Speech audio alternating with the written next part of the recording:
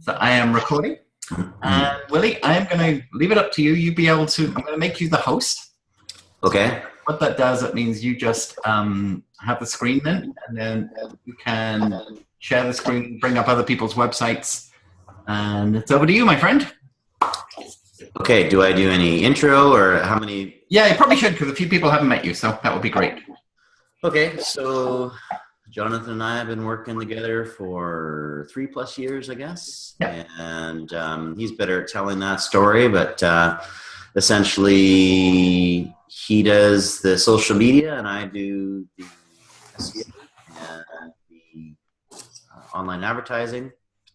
I think we have a very good partnership, and he's the yin and I'm the yang, I guess. Yep. The other, I'm the yang, you're the yin. No, I don't know. Anyways, yeah. So everlasting circle, isn't it? So it's all good.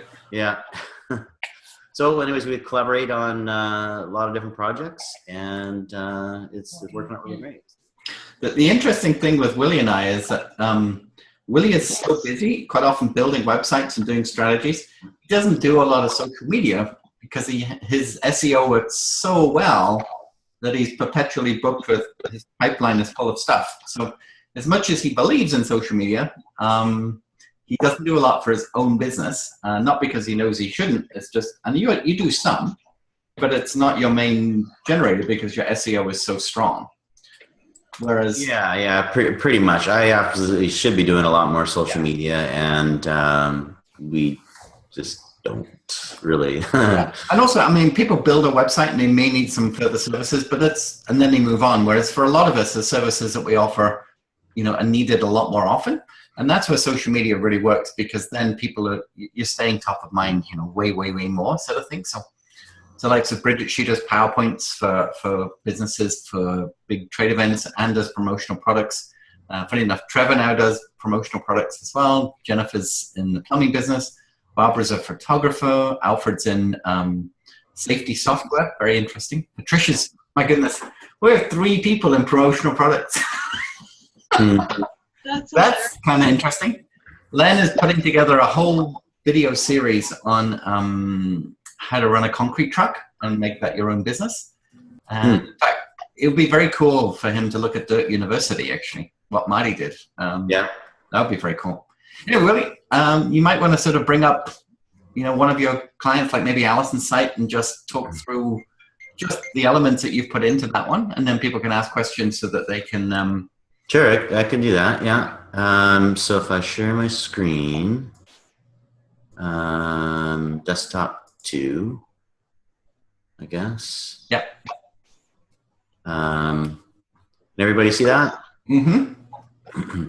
Okay, so here's a site. Allison Bell was the original person that connected Jonathan and I, so that's a good reason to go through this site. And she's a very proactive person, and has listened to what Jonathan and I have said with her website, and she's actually doing extremely well and opening up different locations, and she's not afraid to invest in the website and different ideas and advertising and whatever we might suggest for ideas for her site. So the presentation I did. Well, I remember with that. I just want to say that all these photographs that you're seeing, these are not stock. That is Allison. Almost every picture on the site now we've taken ourselves. Like that's that kid with the toy. That's actually her daughter. Great photos. I really love them. This girl, her name is Trista. We brought her in as like this troubled teen. So we had about 15 different people in a photo shoot, just so we could really do the spectrum of all of her services. So even before we got to the SEO, we're telling a story, and these are original pictures and no stock. And I think that makes a big difference. Anyway, sorry. Yeah. Google knows what are stock photos, because you can actually do a photo search on the internet and determine who else has the same photos. So Google likes your website to be original. So if at all possible, if you can use real photos, go for it. Yeah, they're not going to be like these photos are done very well. They look professional. Well, they were professionally done. But even if you can't get quite professional. An outdoor picture, if you have an outdoor type business, if it's a clean photo, it could work out well. So we use Shutterstock if we have to, but if we don't have to, then we definitely don't. So the parts of a good website, my presentation kind of covered how to make a great website for Google, and there's some key components to it that really stand out for Google, and overall it's content for the website. And for in Allison's case, if I mouse over some of these menus, you see it's actually a fairly large website, and even some of these things have additional pages on here, so it's fairly large. So the more content you have on a website, the more Google thinks you know what you're talking about. So if we had the site and it only had these 5-6 pages, you know, Google's not going to really know that you really know what you're talking about. For instance, like one will be about specializations. That would be, if that's a single page, then really this is the guts of what she does or what anybody would do. On all these other pages aren't really aren't towards this particular theme on the website. So the more stuff you have supporting your overall lying business idea, your business theme, the better you'll do. So the couple things that we want to pay attention to from a Google point of view is your main heading, which is this here. So counseling and family therapy support in Surrey, BC. So I'm going to do a search for counsel. What is it? What do we put? Let's do family therapy support, Surrey, BC, and see where Allison shows up. Hope she shows up well. Okay, so those are the ads. So here's the map. She's number 1 in the map, and she's number 1 in the Google search.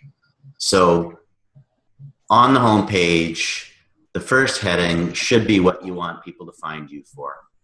And that, to me, is the most important thing on a website. That, and if you look in the top left corner, the Family and Child Counseling Surrey, BC. That is the meta tag title. And those, to me, are the 2 easiest things to change in your website to make it better for Google. And of course, it's overall content in the site. Here I have, a lot of times I'll do subheadings like this, and that will also help out. So, and then you got the content here. You've got an interactive thing, which is a video. Ah, look at that handsome guy on the sofa there. Yeah, I don't know why they use him. I thought of better ideas. I know this guy needs counseling, though. So you've got your individual items here on the home page. These are good for getting extra potential. People type in these phrases into Google. You've got calls to action. You've got at the top here, you've got like basically quick buttons to click on. And then you've got up top here, you've got your more calls to action. So everything supports the underlying theme for this website. And that's the way I like to see it. That's the way I like to push people to build their websites. And then it's about adding to your website, like adding a blog article, like you've got a blog section here. And luckily the blog's been written a while on this, but yeah, blogs will help also support your website theme. It may also, if you're lacking in a particular area, it's a good idea to write a blog about that. And we've seen a lot of times those blog articles will jump you up in the rankings for that particular term. So yeah, so that's an example of a website. This person is, I mean, she's done all the social medias accounts. She does well with those. Yeah. She's got a good mentor for that. And so overall, she does very well. Yeah. What's interesting with Allison is she can't use actual client stories. She can never have a picture of a client. She rarely gets reviews other than from fellow professionals, because people don't want to tell people that they're in counseling for depression or marriage or, bulimia or anything like that. So it's a very hard story to tell precisely. And despite those, we still managed to do it exceptionally well. Yeah. Pat yourself on the back. Sorry? They said, pat ourselves on the back, Willie. Oh, okay. Thank you. Alison has just built she just took a half of a floor of a third-story building and created this incredible, beautiful, brand new office that she just fitted out with this amazing multi-purpose, like, family room that she can do group courses and bring people in as like a whole village. And she couldn't have done any of that without the success of building her business through her marketing, which has kept her pipeline full. So it's a great story. You're all going to have this great story. All right. Does anybody have any questions, either about their website or about websites in general, marketing? I've got a question for you. All right. Okay, it's Jen. Okay. So, as per our talk on Friday, and having lots more content, I sat down with Stephen and we went over and we broke up. I don't know if you can see that. Do you want to just stop sharing the screen, Willie, and then we can see? How do I do that? If you just press stop share the red box there. Awesome. Okay, what's her name? Okay. There you go. Now we can see people. Okay. Look at that. Yeah, so we went through and we kind of broke down all of the categories under the service stuff, right? Because you said more content, more content, more content. Thanks. I can't. Hey, Jonathan, how do I make her screen big? I'll have to. Do I? Okay. And did you? You're the host, so there we go. I'm controlling Willie's camera. You have to give back the hosting. I thought I did. I approved. Anything about it? That's the wrong button. Let's see if I can do this. Can I do spotlight video? Spotlight video, yeah, and do it to Jen. There we go. Okay. Oh, there we go. Okay. So there you go. So we went through each one of these categories. That's going to be the actual drop down, like hot water, leaks, clogs, and then under those subheadings, we went and what we're going to talk about one. So my question to you, is it better to actually have, like you had on Alison's website there, under hot water tank, should I have a drop down for electric and gas or power vented, and then under boilers have a drop down for condensing and non-condensing, and then I would probably not split them out that much to start with. Okay, so if I just had the hot water tank and then had like hot water and then had a general page, and then instead of having what we thought, instead of having actual drop downs under the hot water, we just have links to boiler, links to recirc pumps, links on that page. So the general hot water page would say, hey, all about hot water tanks. If you want to learn about tanks, click here. If you want to learn about boilers, click here. And it would go to a page without having to be direct, like having a drop down for it. No, you would probably put it on a drop down. If it's so detailed, then maybe you don't need it on a drop down. Okay. But it's got to be easy for people to navigate too, right? So there's kind of a fine line between having overwhelming people and having enough information. Okay, because we kind of broke it out like this. This is me doodling again, right? So there's the service one, and then we'll have our 6 main topics like hot water tanks, leaks, clogs, all that. Yeah. But then everything's going to kind of be interconnected because under the repair heading, you'll have repairs for hot water tanks, which will also be the same pages over here. Linking back to the other pages is good. Yeah. Okay. Yeah. So then we'll just put a couple extra links underneath it and try to not make it too complicated. Okay. Yeah, it's got to be easy for people to find what they're looking for. But in the plumbing thing, they're going to be looking for something very particular, right? So you don't care about the other pages. So you want a page on that thing that they're going to be looking for.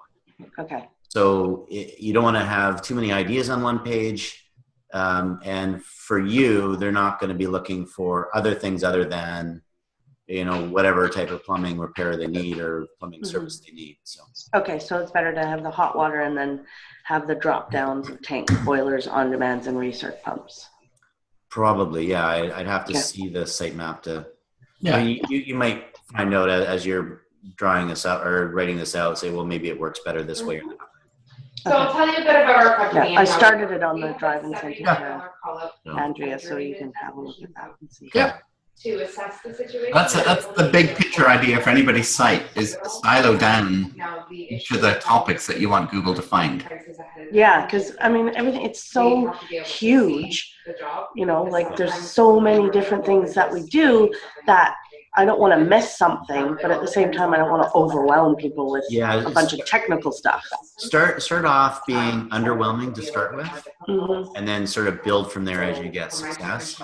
Because if you do too much at the beginning, then we might miss the forest of the trees, right? The too many trees to really see what you really do, and it'll be too hard to follow and whatnot. Okay. So come up. Well, it's not that I'm not interested at all. I would love to be able to send my technician out as long as you're okay. On over time. So. Yeah, I just muted Jennifer because there's so much noise going on in the background. Okay. Even if you've got earbuds on, it's a lot going on there. Yeah. Oh, I just turned the camera off as well. That was good of me, wasn't it? Turn everybody's camera off, right? Sorry, Jennifer. I meant to turn your sound back on. I turned your camera off. There you go. Okay, got it. Okay, questions? Was that Barbara's hand? Yeah. Willie, I have a particular problem in that when I do a Google search for my business name, stuff comes up that I don't want to be there anymore. It's like old, it doesn't pertain to me. How do I get rid of stuff? For example, and this is maybe a problem some people might want, but there's a Playboy bunny in the 50s with the name of Barbara Cameron. When I search Barbara Cameron pics, the only photos that come up are a whole bunch of pictures of her. I don't want this. I don't like this problem. Okay. Who is not doing a search right now? They're all nice pictures, but they're not my pictures. I'm a photographer. I don't want pictures of a gray-haired woman. And now I also have I had a thing in 2008 where I did this thing called Show My Photos. It's still showing up on the first page. I haven't had that account in 8 years. Funny story is, so until fairly recently, when I Googled my name, one of the first things that came up was some hockey game that I played. I had substituted for a team at UBC once and it was 20 years ago. And that was show up as one of the top things, goal scored by so-and-so, assisted by Willy Grieve at 1:15 of the first period or whatever it was. And, I had all sorts of other stuff on the internet even, and this one would come up. So sometimes you don't really know the rhyme or reason why some of these odd things will show up. I think eventually they'll get taken out, but it's 8 years later. And even Yelp, Yelp is a retail site. I'm a business to business photographer. So I just don't even want a Yelp account anymore, but you can't get rid of the Yelp account. They won't let you. And it just keeps coming up. And do I have to keep it updated even though I don't want to? Because that's not how I get my business. It's really well, you know what? Yelp is a good thing. I mean, if embrace Yelp, you kind of have to. The review sites are extremely important, and Google knows that. So Yelp is probably the most common third party.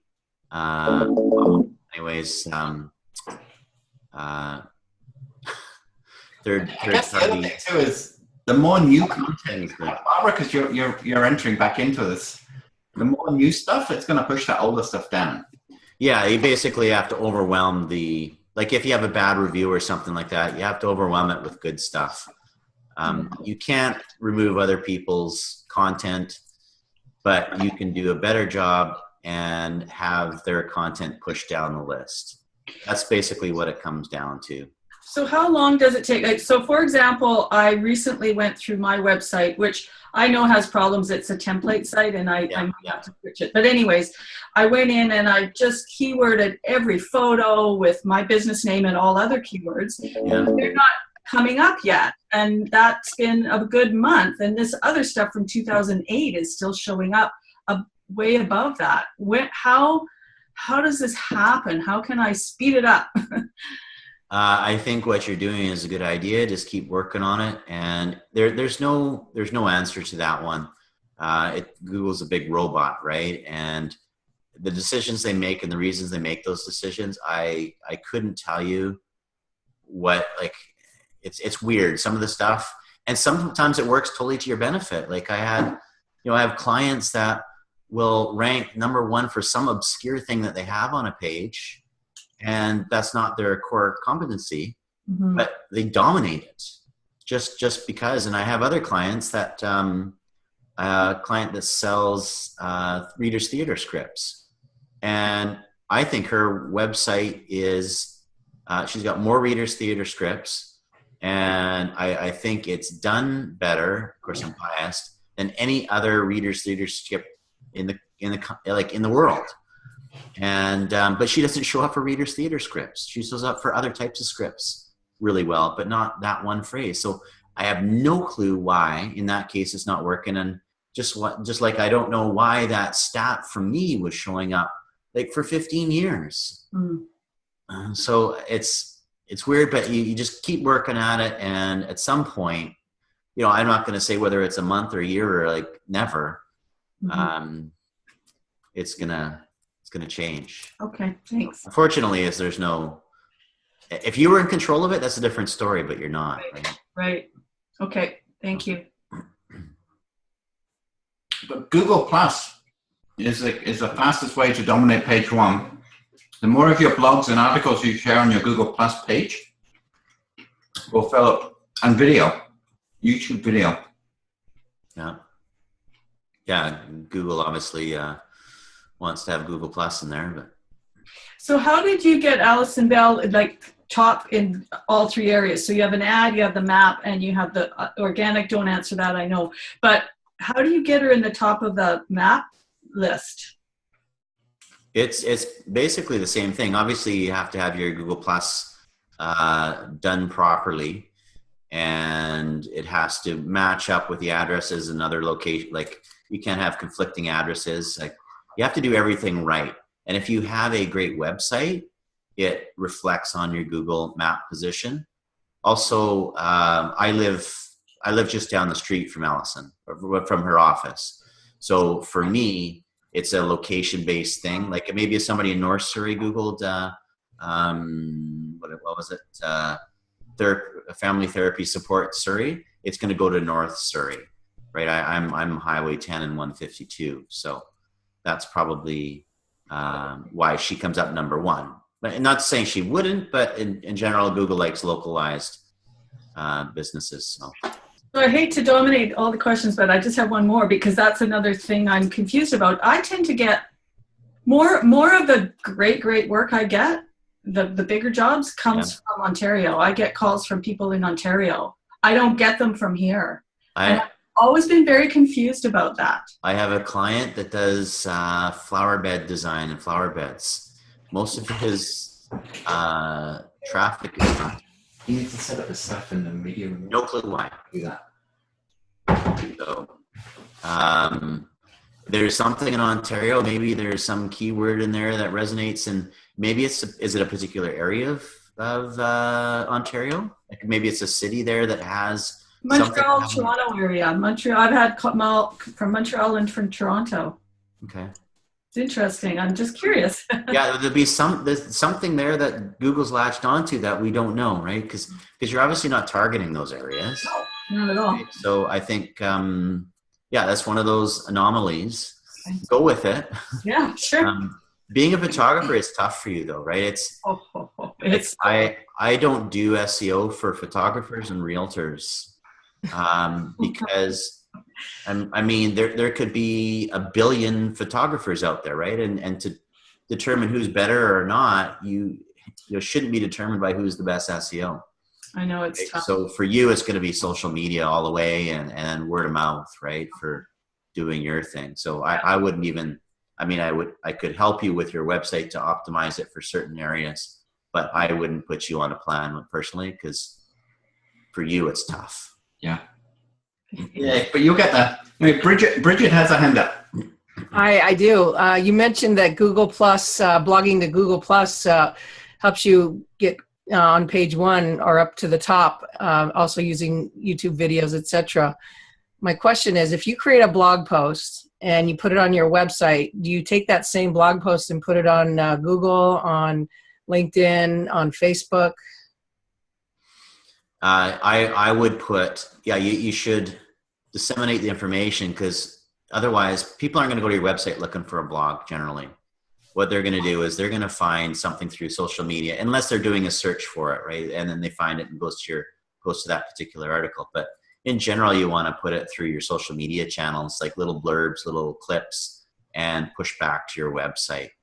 So that's what we like to do. And Jonathan, do you agree with that? Do you do anything else? Totally. I mean, you don't rewrite the blog on your Google Plus. It's literally a link for your blog to Google Plus and then a commentary about it. The one difference is LinkedIn. And in fact, our next Inner Circle in April, we're doing LinkedIn. But LinkedIn has a whole new blogging platform called Pulse.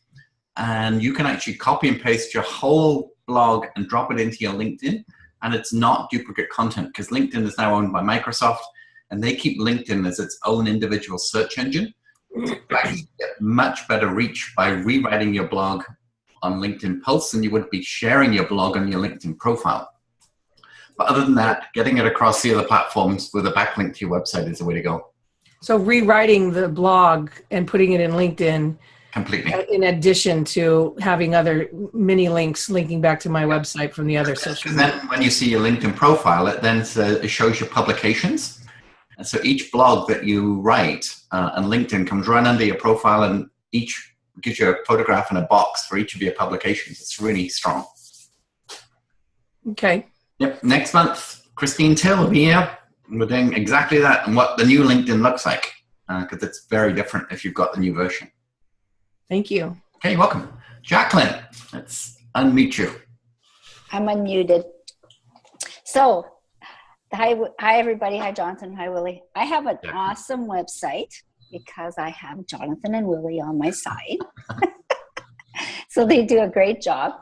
I don't know if you did talk about this or are going to talk about the YouTube video and how embedding it into your website and how creating maybe your own videos, how that can help with your SEO and how it can help with everything. All right. So for those of you that don't know, I actually, social media, I know something about YouTube. So he is a YouTube sensation dad. Yes, my daughter has 130,000 subscribers on her YouTube channel and gets 1 million to 2 million views a month. And I help her out with that. And she is 12 years old. So we get a lot of opportunities. We worked with, Disney runs the channel that she, basically we work for Disney, Lululemon, Nintendo, and get a lot of fun opportunities. So, so having my background in marketing, I've been able to play around with titles and descriptions and whatnot on YouTube. So basically, coming back to the website side of things, Google likes interactive content. So it includes videos, includes rotating banners, includes images, includes other stuff like that, because it's better than just a static text-based website. So YouTube videos, I use YouTube as the example. I mean, you can use Vimeo, but Google owns YouTube. I see absolutely no advantage to go to anything else. Some of the videographers want to go to Vimeo because they're just rebels. And there's no ads. It's like not using Microsoft if you have a PC. It's like you just decide to go rogue. There's no point to that because you want your YouTube videos to get found and get pushed back to your website. So put a YouTube video on your website, embed it. It doesn't, it used to be where you would actually have a video and it would play from your website and it wouldn't be on YouTube and whatnot. That's gone by the wayside. So embed your YouTube video. My philosophy is if you have a fairly professional type business, then it would be a good idea to do a professional intro and have that on your homepage. But then on an ongoing basis, what you kind of want to do, and like plumbing is a great example for this, or home inspections. I'll use the home inspection one because home inspectors come across problems in homes, right? And so it's so easy for a home inspector to have their phone with them, or a little mini camera, a little GoPro or something like that, and then point to an area of concern and talk about it and say, this is something that you shouldn't be doing. You can see the leak here, blah, blah, blah. And here's sort of what you would do. And it could be a 30-second video. It could be a 2-minute video, something short, something sweet, something personal. The YouTube videos, and I don't know how many of you guys actually spend time watching YouTube. They're going to more of an unprofessional look. Like some of the most famous YouTubers are the ones that are actually YouTubers and not the musicians and that. They film themselves. They do a lot of selfies. They follow each other around. They're vlogs basically. I remember when was it? What's a scary movie was it called? The one where they're walking around chasing people at Halloween or whatever. What was it called? I think it was called A Scary Movie. Anyways, Blair Witch. What's that? Blair Witch. Oh, the Blair Witch Project. Yes. So the Blair Witch Project was so hard to watch, right? Because it was just people running around with cameras. But in reality, that was one of the first times that somebody had done that type of real video.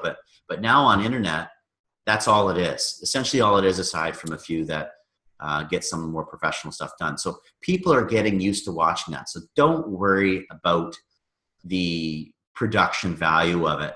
Have your little clip. If you know what you're talking about, you're going to be able to do it in one little session. And as long as people can hear you, and as long as people can see what's going on, they will be happy with what they see. And they'll be used to it. So you don't have to worry about that. I've always been very self-conscious about my voice. I don't think I have a good voice for TV or for videos and that. But now I'm online all the time with my daughter doing fun little videos, and I don't care about it. And you just embrace who you are, right? Because that's more personal, right? If you have the actual home inspector talking about or doing a series on water ingress, then for one, you find out that guy actually knows what he's talking about. And you learn some stuff. You might get some traffic from YouTube when someone types in water ingress prevention or something like that. They might find this guy and say, hey, well, he's in Vancouver. You know, I'm going to call him up because he is very good at what he does. There's a chiropractor that I have as a client in South Surrey, and he practices a different technique called Gonstead. And he was getting a ton of business from some guy in Australia that was posting YouTube videos on Gonstead chiropractic techniques. And so people would look up Gonstead and they would find the Gonstead chiropractor in this area, and he is the only one. So you don't know what's going to go viral. You don't know, and to not say anything would ever go viral with what you do. Do not expect that, because and unless it's something crazy, there's no way you can control it. There's don't try to get too funny. You can be creative, but you're going to probably be wasting your time. Be sincere. Do a good job. Have your titles of your video what you want people to search for. Have a description being what you want, a little more explanation of what you want them to, like, with keywords and whatnot. Like, do a good job on that. Don't expect it to be found, but if you do get it found, then it's absolutely a bonus. Yeah, but absolutely, if you can do YouTube videos, figure out a way to do it yourself. Don't waste your money, except for maybe an intro if you're a more professional business. And that's what people want. People want to know who they're dealing with. So that's my spiel. Dolly was asking about YouTube ads and how they work, and also if by embedding video into your website, that gives you better YouTube visibility. I think embedding your video into YouTube yeah, you get a view out of it. And if you are making money on your YouTube videos, which you guys won't necessarily, because you probably won't be getting enough traffic to even worry about trying to get paid for it. But yeah, you'll get some views going back to your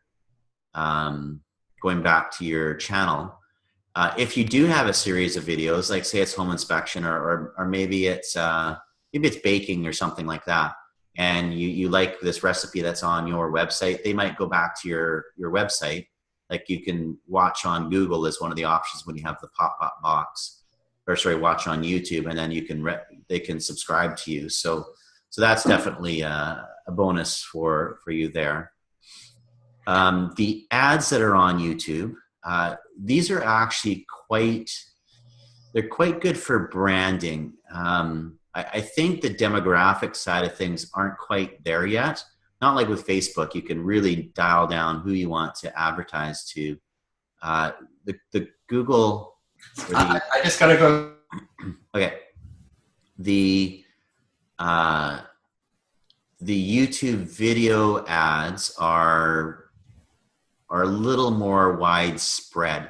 They don't target people quite as much, so they are way cheaper because of that. But you can actually get your branding done very well through those ads, and we've tried some of them. I don't necessarily have results for you on how successful they were, but yeah, I don't know. Can you hear me? Yep. I don't know. That's actually not what I'm talking about. Okay. Not talking about doing ads for my services, but every time I go to YouTube, in fact, yesterday I went to YouTube and everything I clicked on to watch came up blank, like it was no longer there, for one thing. But so that was my user experience. But my user experience of YouTube is that when I go to YouTube, it plays an ad before it will play what I've gone, and it always asks me, do you want to join whatever the YouTube club is, subscription service now, to avoid these ads. Yeah. And so what I'm wondering is if I do an ad and I put it on video, or do a video and put it on YouTube, because that's where I host all of my videos. Yeah. You know, all 2 of them. What will people get? Whether it's embedded on my website or whether they go directly to YouTube, if there's a difference, will they get an ad popped in on top of that before they can watch it? I'm going to go to my daughter's stats here. 1 second, and then I'll share my screen.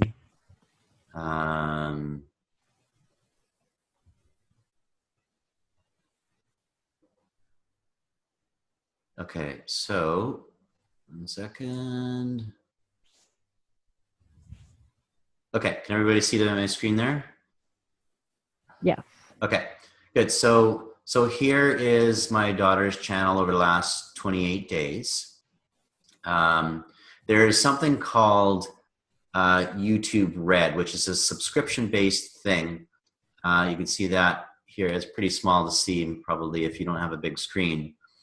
But that's where you can get rid of the ads. Otherwise, you're going to see the ads on the channel. So in this case, if you look at it, so we'll just go by the first one here.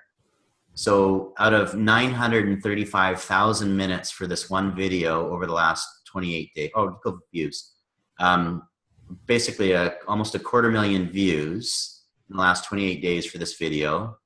Only 1,000 were on the subscription type thing. So that's, 0.5% of the people have this paid subscription where they won't see the ads. Otherwise, everybody will see those ads. Sometimes they're at the beginning, sometimes they're little overlays partway through, sometimes they're in a couple different places. It depends on the video, it depends how new the video is, it depends on the season, depends on the type of video and the advertiser's requests. Willie, sorry to interrupt. I'm just curious, based on trying to bring this back to SEO, yeah. I'm just curious, like, I understand that if the people are watching it on YouTube, going to youtube.com, yeah, they're going to see those videos. But I think my question is probably the same as hers, is that if you take this video and you embed it onto your website as an example, saying, based on your home inspector example, saying they're going to do showing a 30-second video of a water leak and it's on YouTube. Yeah. Taking that YouTube video and then embedding it onto your website, onto your homepage, or onto your services area. Yeah. If somebody goes to my website and clicks on my embedded YouTube video, will they be forced to watch a commercial or ad prior to seeing that 30-second clip? Or because it's embedded, it'll just automatically just always play that video? I believe, unless they've changed it, you can have no ads on your pop-up videos. I believe there's a selection somewhere that will allow you to not have any advertisements on it. Okay, but if they click over from my site to watch it on, because one of the things I've noticed is when I'm watching other people's videos, is that a lot of times they don't give me the controls to pause. And I watch for a little while and then something happens, I need to go away. I don't want to have to start the whole video over. And so I'll go to YouTube because it'll give me the controls. Yeah, I mean, you can set things up where you don't have any control over it. I wouldn't do that, I think. Right. No, I wouldn't do that either. Clean and crisp and I'll keep my videos really short, but that's basically, I wondered those distinctions. If they pop over to YouTube, will they automatically get an ad? And the only thing I can do about that is hope that they have the YouTube red. I believe if you have the settings like for ads turned off, they won't put the ad on there. But I can do that? Yeah, I can't remember where it is because I'm all about the ads. But I believe there's somewhere in there that you can, unless they have disabled it. Is it to my benefit with Google to leave the ad, let them put ads on my videos? No, there's no advantage. I don't believe anyways. They won't get mad at me. No, because think of it this way, is if you have a home inspection company and some other home inspector in the area is advertising on your channel, someone's going to click on their ad, right? Yeah. So it'd be best not to have the advertising on that. Right.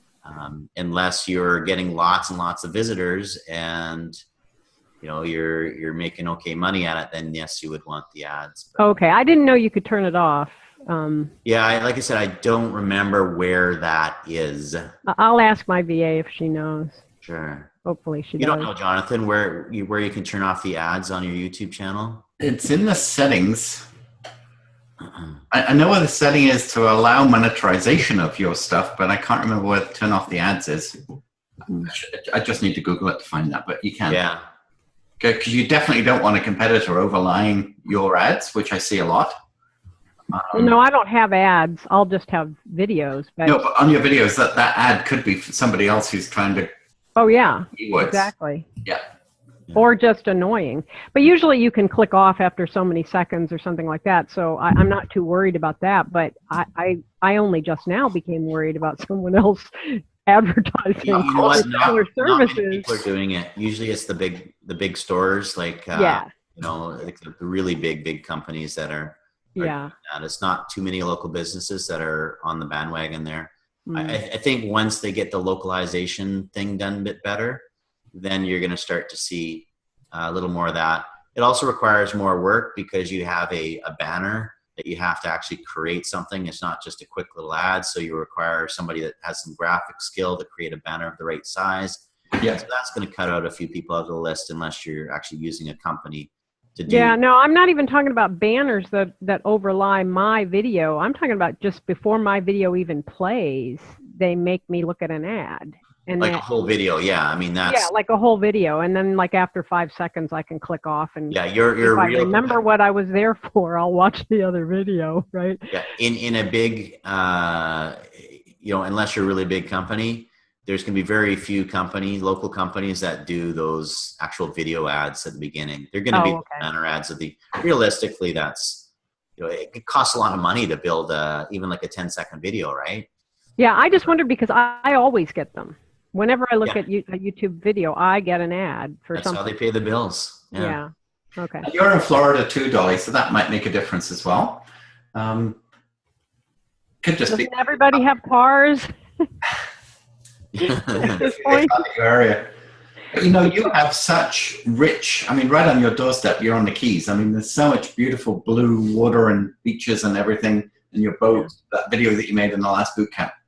You have such, I mean, even though you talk about your topic is not related to your scenery, but just the background alone when you're making those videos would make them so eye-catching. Yeah. No, it kind of is related to my business too, because living where you want to live is part of what I help people do. So yes. Yeah, I hear you. Yeah. Yeah. Some other people just joined us, so welcome, David. Thank you.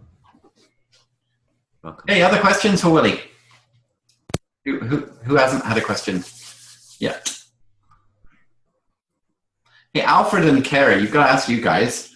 So just give you some backstory, Willy. They had this safety software, which is fantastic on an iPad, specifically written for one type of construction area, but now they realize the viability of it. And what Alfred's been doing is trying to build his network through LinkedIn. He's took his network from like 400 connections to like 3,300, all people in North America in safety.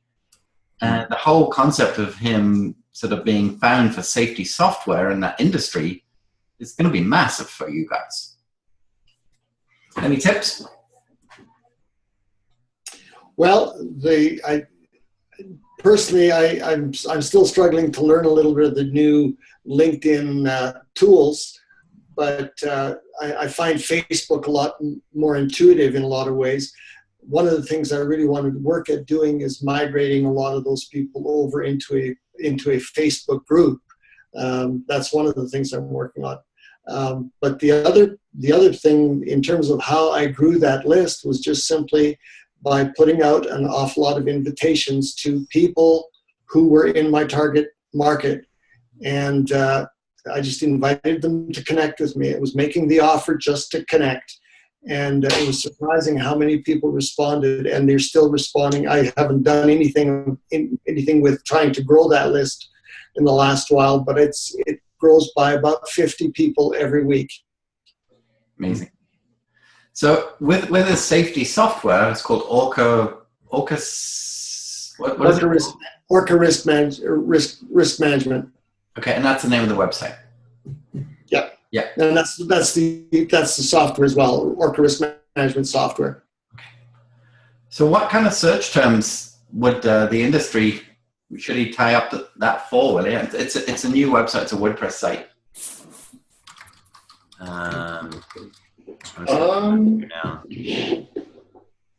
We've done a lot with like risk management software, safety software, that kind of thing. Yeah. So is it so everything is risk management related, or is it more general safety related? Because risk management is probably easier term to get found for than what safety would. Safety is really, really generic word, right? Right.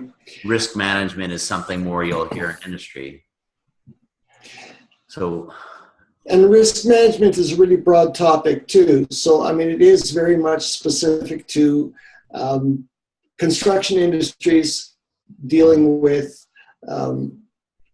their safety programs and their risk exposure. Right. Okay. So construction risk management, like, do you use the word construction in what you're targeting for, or? It's been a primary industry that we're working with. Yes. Okay. So I'm looking at your website here. Do you want to share the screen again, Willy, so people can see it? Okay. Yeah. Sorry. Let me. Do you mind if I make some comments on what I see for your website? Please. That's why you're here. Okay, so the first thing I see is what is your main heading? So it's either this, your level 1 heading, or it's this. And neither one anybody's going to put into Google, right? So what it should be is it should say risk management software and maybe even specializing in the construction industry, right? Because that's what people are going to type in. So at least you've got risk management in your name. So if I mouse over there, the meta title says Orca Risk Management Software -Orca. that there also should say risk management software for construction. You don't care if people are looking for Orca risk management, they will find you, right? So you don't need to have that in the title, because everybody that wants to find you will find you, because nobody else is going to have the word Orca risk management on their website, especially at least to the extent that you have on yours. So that should be your main headings. Should be, what are people going to type into Google? That is what your website is about. That's what the title should be. That's what that's what the supporting text should be. So this is really good. That's exceptional what it has on there. This here, our system, what system? Our risk management software system, like, get those words in there. Expands the measurement matrix on any incident to include reasonable blah, blah, blah, consequences, events, analysis. So there is no keywords in any of this, right? So what I would do, I take a close look at your website and the words that you're using in it, and think about what people would be typing into Google, and use those more in your website. Overall, so you don't really have, you need more content on your website too. So build up your content over time is going to help you out. Because right now, I don't see any, what is Orca? I don't see any page like that. And Orca for construction, Orca for other types of industries, and how it would relate to the specific industries you're dealing with. So, I mean, if you have a new site here, it's just, now you can start building it up, and over time that will definitely help you out. So that's awesome. Okay. So thank you. You're welcome. Great. So we have 7 more minutes. If anybody else wants to have their site up in front of Willy for an audit or anything like that. I don't necessarily want my site up in front of everyone. I just had a quick question, and it kind of relates back to when Willy gave the example of his site and said that it would say, website design Surrey, and yeah. I'm just curious how we can get found for other cities in Metro Vancouver, right? And I think about that, like when I search promotional products Vancouver, there's one competitor for myself that always comes up, whether I search branded apparel Vancouver, Burnaby, Surrey, Abbotsford, yeah. They show up every time. And for myself, I show up for Surrey, but that's it. And I have the keywords of Vancouver, and I guess they're not keywords, but I have them written up on my site saying Vancouver, Burnaby, New West, and whatever else. But they come up like almost number 1 on every search. But I don't see those keywords on their site. I don't understand. I'd have to look at the situation. They may have different locations on the map with their different Google Places accounts. They may have some stuff elsewhere.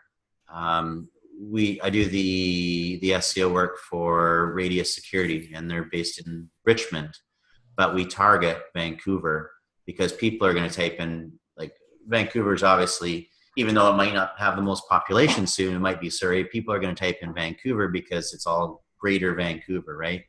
So in your case, doing well for Surrey is a good start. But once you've done well for Surrey, you kind of need to expand out more to Vancouver and use the word Vancouver more often. A lot of times with companies that are in Surrey, I say Surrey and Greater Vancouver. And that gets the word Vancouver in there, but it still focuses on Surrey. Okay.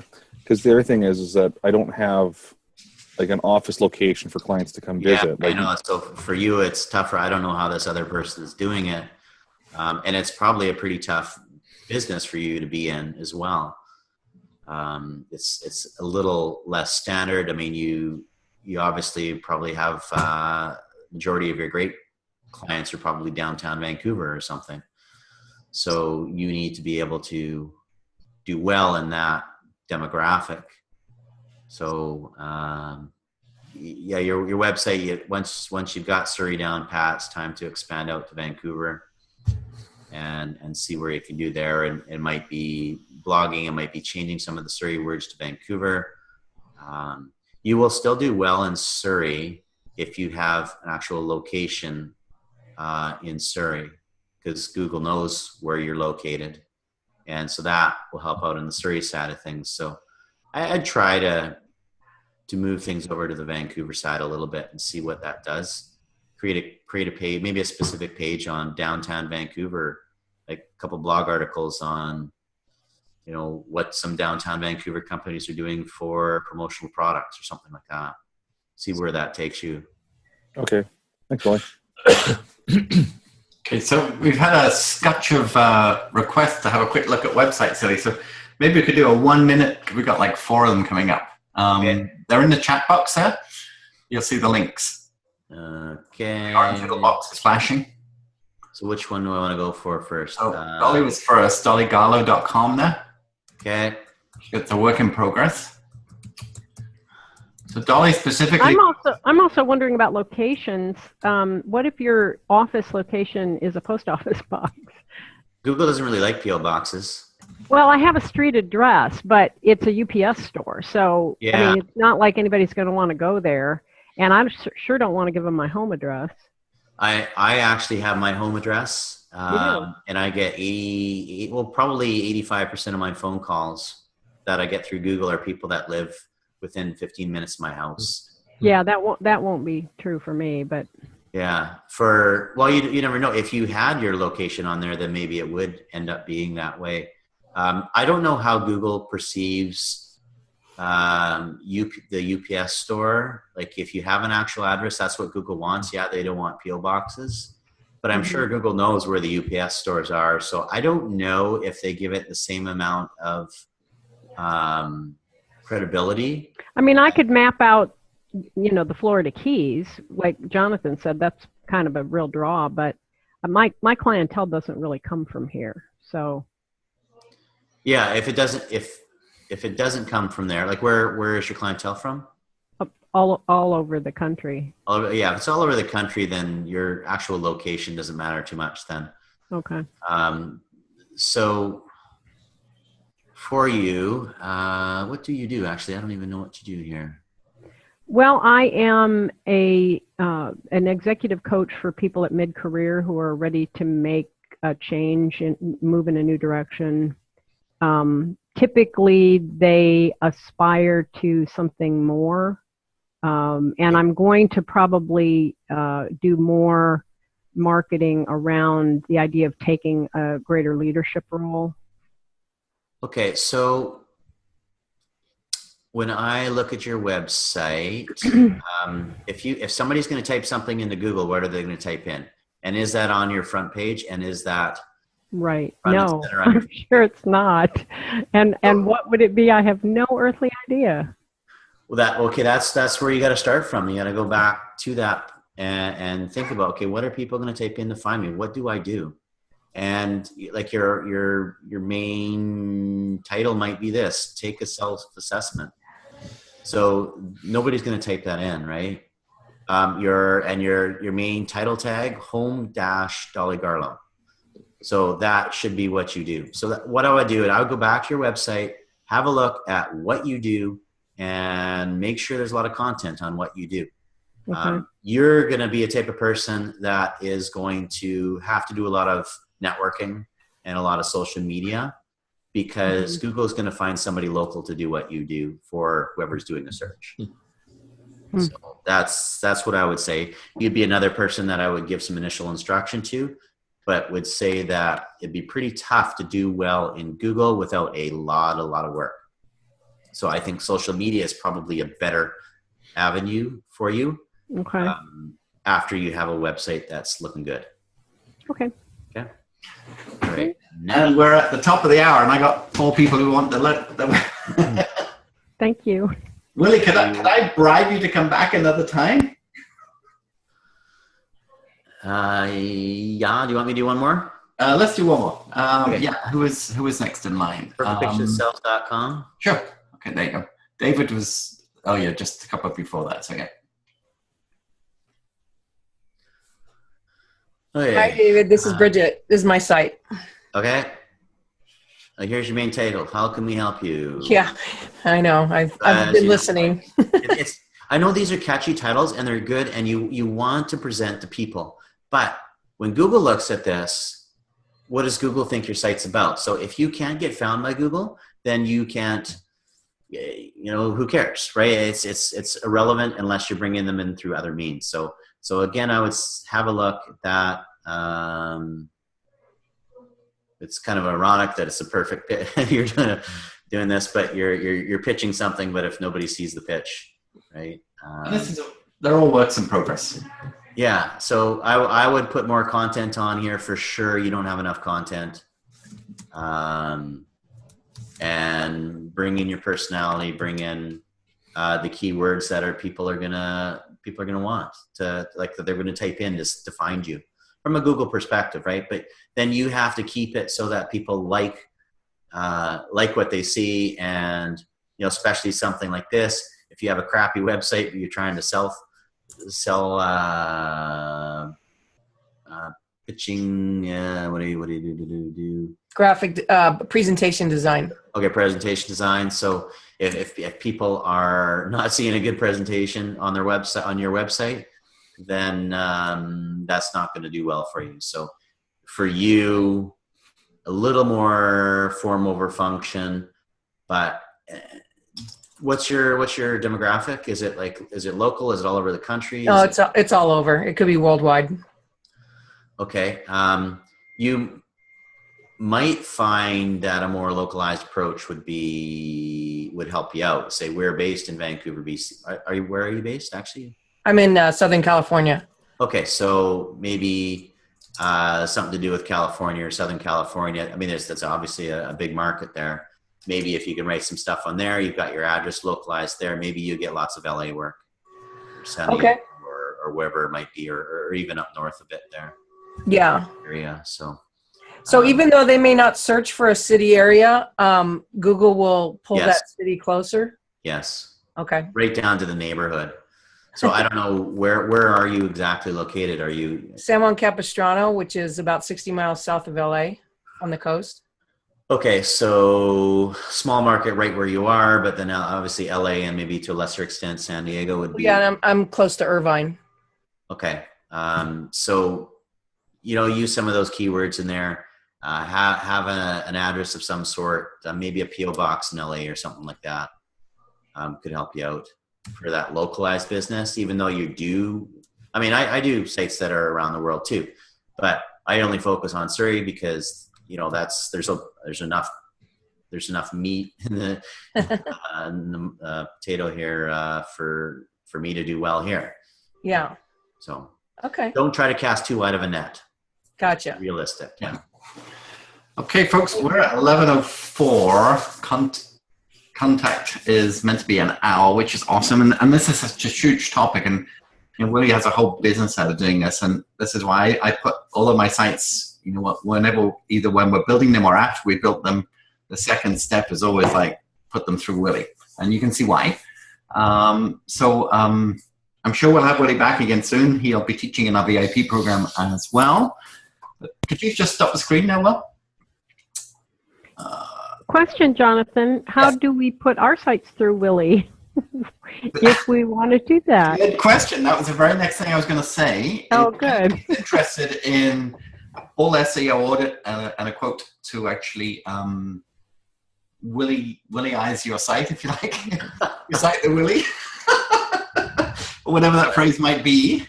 SEO optimization. Just let me know. We work together very, very closely. Okay, great. And you can still go through Jonathan and, Yeah, we're literally doing it with Jennifer's site right now. And we decided actually to do the SEO and the WordPress site at the same time with Alfred, because with respect to Kerry and him, their site was not doing him a lot of favors. So we put something together quite quickly, which was very good for his LinkedIn people to go look at. And the next step, and he's joined the VIP program, is to do all of this development work.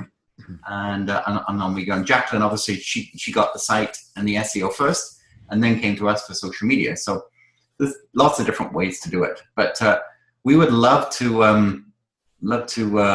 help you all. And that's the whole idea behind Inner Circle and virtual coffee, is to give you a little bit, and then if you need to go a little deeper, then the big thing is to see it as an investment in your business. And yeah, there's some time and money up front, but if you have a great website, it's there for several years for you, and it's a really great foundation for building your business.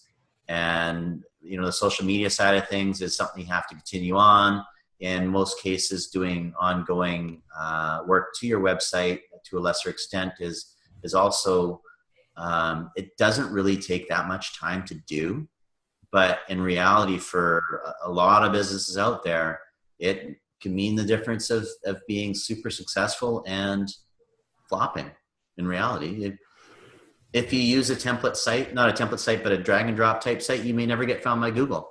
Yeah. And then what's the point of even having a website aside from if you give them a link yourself, right? So it's worth it. I mean, this is your business. This is the way of current, and the way going forward in the future. There's less and less brick and mortar stores. It's all going online. You're getting more and more competition. It's not about just a website. It's about doing well with your website. So if you have a great website and you're doing the least amount of things wrong, then you're going to show up higher in Google. Yeah. Yeah. I've got a number of private messages here and a number in the chat box. So I'll reply to each of you individually, and this is how we make stuff happen. So it's awesome. And gosh, nearly 10 past. This is great. So glad that everybody's joined us. And this time next week in a circle, I'm actually on a plane on the way to Jacqueline in Prince Albert. So Lindsay will be hosting next week, and she'll be talking about creating topics for blogs, which is perfect for SEO. So I should time out, and I will get back in touch with everybody with the questions. And thank you very much for joining us today, folks. Great, thanks, guys. Thank you, Willy Grieve. You're an amazing friend and superstar. All right. Okay. Talk to everybody again soon. Okay. Bye for now.